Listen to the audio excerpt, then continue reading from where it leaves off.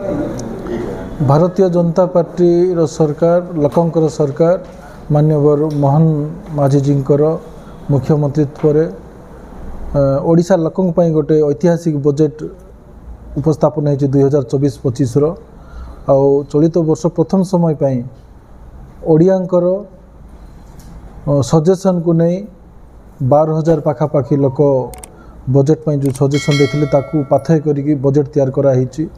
एवं आमे जो सुभद्रा योजना पई कहिथिलु सौर शक्ति पई कहिथिलु नर्सिंग कॉलेज पई कहिथिलु मेडिकल कॉलेज पई कहिथिलु भगवान को चारिद्वार कथा श्री मंदिर खोलिबा इत्यादि जो कथा होता सेटा जोटा आमे कहिथिलु से काम शपथ नेवा दिन आरंभ होती एवं समस्त को सोहिला भली बजेट होती और विभिन्न प्रकार पाखापाखि 10-11टा नुआ योजना आरंभ होती और चलित वर्षर बजेट ऐतिहासिक बजेट थिला से मोहन सरकार द्वारा आगत बजेटा नवरंगपुर जिला स्पेशल हाँ दीर्घ दिन है 2016 मसीह केंद्र सरकार मंजूर कर रेल लाइन आपन जयपुर नवरंगपुर कथा कहतु जयपुर उमर मालकानगिरी कथा कहतु तार गत सरकार अवहेला करके जमी अधिग्रहण कर